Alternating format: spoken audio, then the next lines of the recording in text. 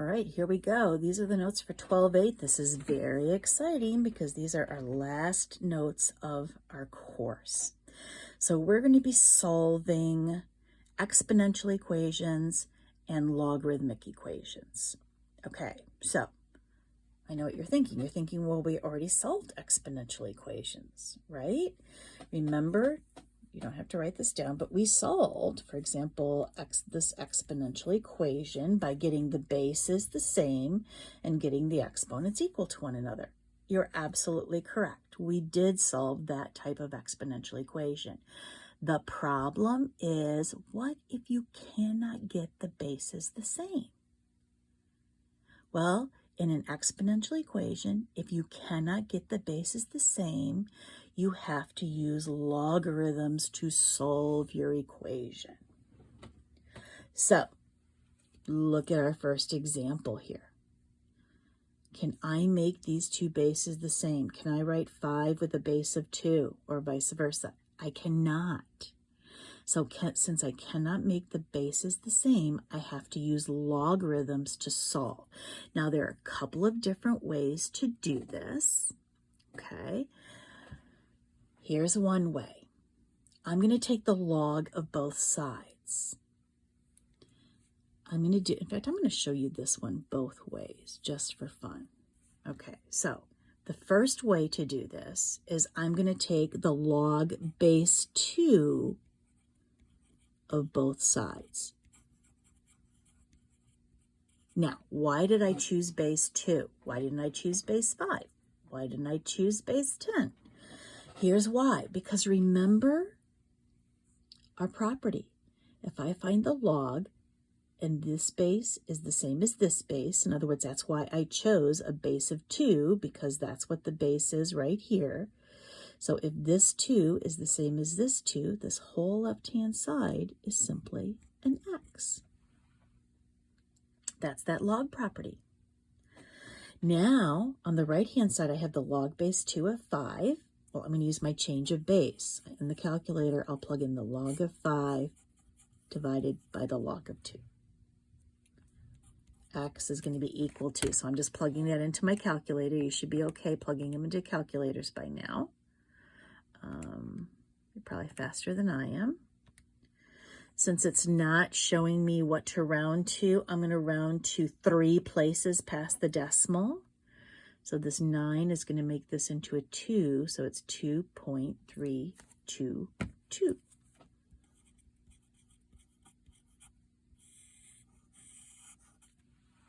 There's one method of solving these. Here's another method to solve this exact same equation. I can also solve this by taking the common log of both sides. So if I just take the common log, so the log of 2 to the x is equal to the log of 5. I still have to use a property. But this property says, remember, if I have the log of something to raise to a power, do you remember what happens to that power, how it comes down in front? So this is x log 2 equals log 5. And now I'm solving for x. Well, how do I get this x alone? These are being multiplied, so I simply divide both sides by the log of 2.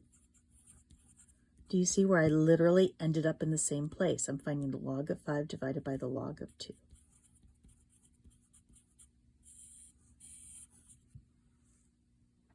Some more complicated equations, you have to use this method. And I'm telling you, what I'm talking about more complicated is something similar to our second example, but if this also had an exponent that had an x in it, if there were x's on both sides of your equal sign, then you would have to use this method. But I don't think really you're going to have anything that's that complicated. So we're going to be able to use this method for each of your problems. But I wanted you to see that method as well, because you can also use that. All right, so now let's solve this equation for x. So we're going to take the log base 5 of both sides. So the log base 5 of 5 to the 2x minus 4 equals the log base 5 of 10. So now remember what happens on the left-hand side. These two are the same, so this whole left-hand side is simply going to be 2x minus 4 equals, and now we're going to use our change of base, so this would be the log of 10 over the log of 5. Now let's get the x alone, so I'm going to add 4, so 2x is going to be equal to the log of 10 over the log of 5 plus 4, and then of course we would divide by 2 to get our final answer. So let's plug this into the calculator. So we're going to do the log of 10 divide by the log of 5.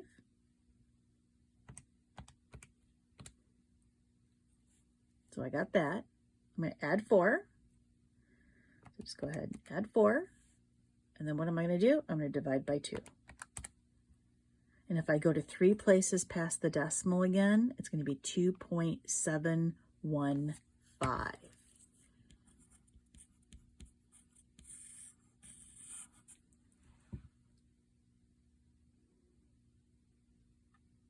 Okay, let me say it again.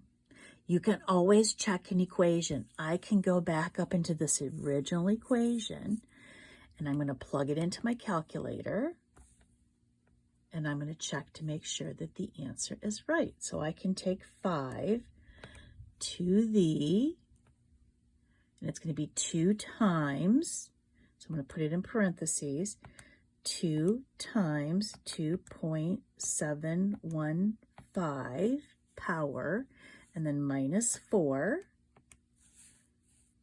So see how I did that? 5 to the 2 times 2.715 minus 4 power, and I should get something fairly close to 10, which I did.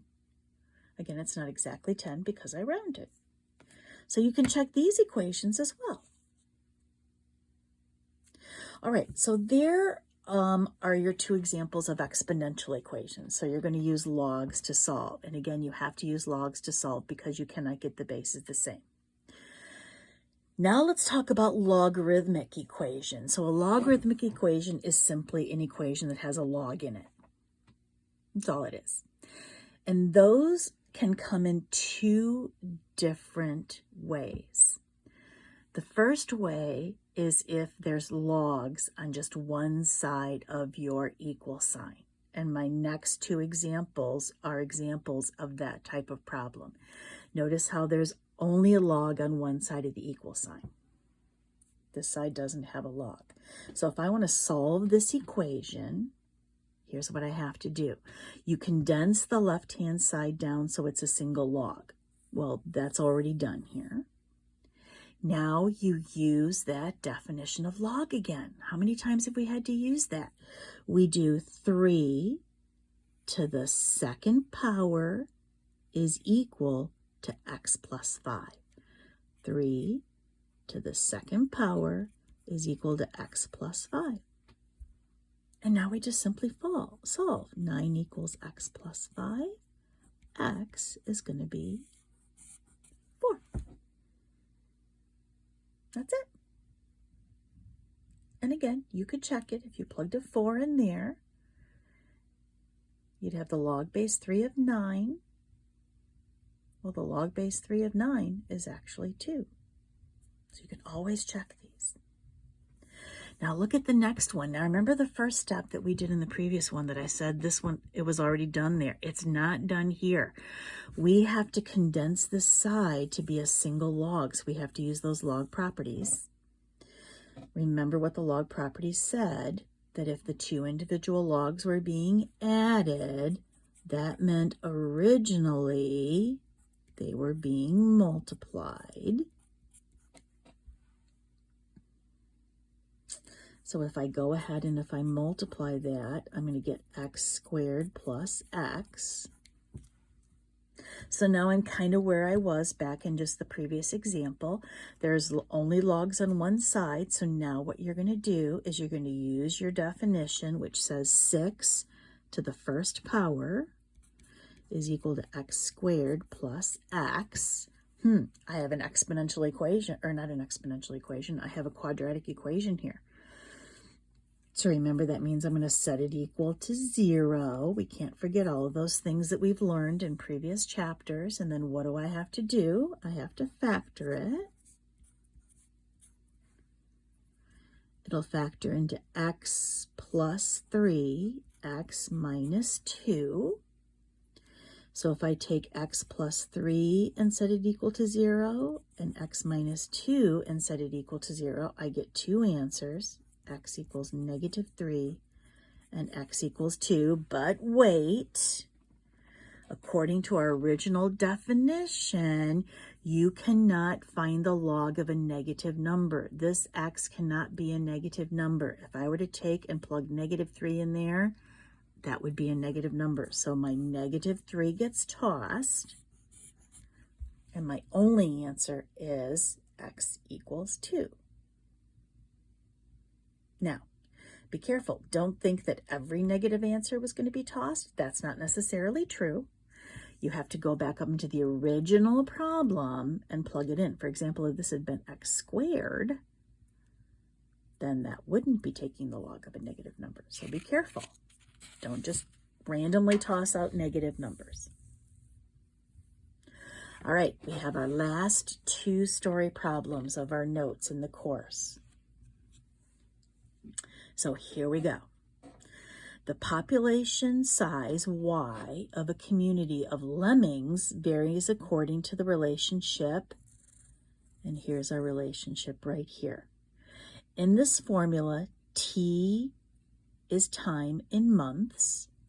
Y sub 0 is the initial population at time 0. So before anything happens, there's that many lemmings in this community. Estimate the population after 6 months if there were originally 5,000 lemmings. So we're going to use this formula. So remember, Y is going to be the number in the population after a certain amount of time has gone by. So that's actually what we're looking for. Y sub 0 is the original number of lemmings in this case, so that's going to be 5,000. E is our irrational number to the 0.15. Now remember, it defines T as time in months, and I want to know after 6 months, so that's simply going to be a 6. So, looks to me like I'm just going to pop that right into my calculator. So here we go. We're going to get 5,000 times E to the 0.15 times 6 power. Yikes, that's a lot of lemmings. So if we just go ahead and round that down, you can see that there's going to be 12,298 lemmings. After 6 months, yikes.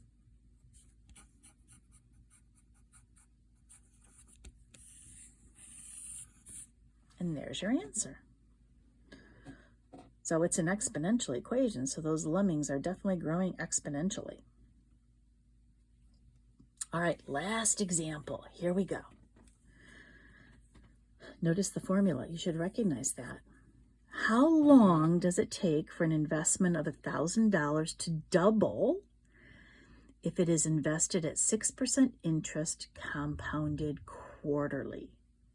So I'm looking for how long does it take. So do you see where I'm looking for T? I'm looking for time. So that's going to be the variable that I'm not going to plug anything in for. I'm given the rate. It's compounded quarterly, so I know my N. So I have to have something to plug in for both A and P since I'm looking for T. Well, it says my initial investment is 1,000. So my 1,000 is P. 1 plus 0.06 divided by 4 to the 4t. What am I going to plug in for A? Well, what do we want to know how long it takes for this investment to do? We want to know how long it takes for it to double. So we want to know how long it takes $1,000 to become $2,000. And there we go. So we're solving for t. Now watch these steps carefully. The first thing I'm going to do is I'm going to divide both sides by 1,000. So I'm going to get 2 is equal to, those are going to cancel, and I'm going to be left with 1 plus 0.06 over 4 to the 4t. How about if we go ahead and simplify what's going to be inside the parentheses? So I'm going to do 1 plus 0.06 divided by 4. And I get 1.015 to the 4t. This is an exponential equation because the variable's in the exponent position. I cannot get the bases the same. So I'm going to go ahead and I'm going to take the log of both sides. Now, I'm going to take the common log of both sides. I'm going to use the second way of solving these. Remember I showed you 2 ways? I'm going to go ahead and take the common log of both sides. So now remember what happens with the exponent. It comes down in front. So that would be the log of 2 equals 4t times the log of 1.015. Now look, all 3 of these things are being multiplied together. So I'm going to divide both sides of my equation by what I don't want. And I don't want the 4 log 1.015. So I'm going to divide. Those are going to cancel. And I'm going to be left with t is equal to, so I'm going to go ahead and pop that into my calculator. So when I have something that has a lot of different parts to it, what I'll usually do when I plug it into my calculator, just to make sure things go right, is I'm going to put the top in parentheses and the bottom in parentheses.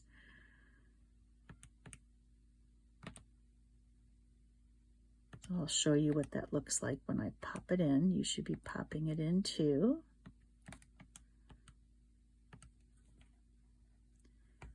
So that's what it looks like. So the log of 2, now it puts this 2 in parentheses. So here's the set of parentheses on the outside. So that's parenthesizing the numerator. And then I parenthesize the denominator as well. And I get 11.63, which is about 11.6. What did I just find? I found that if I had $1,000 in the bank, before I invested it, it would take 11.6 years approximately for it to double to $2,000. The end.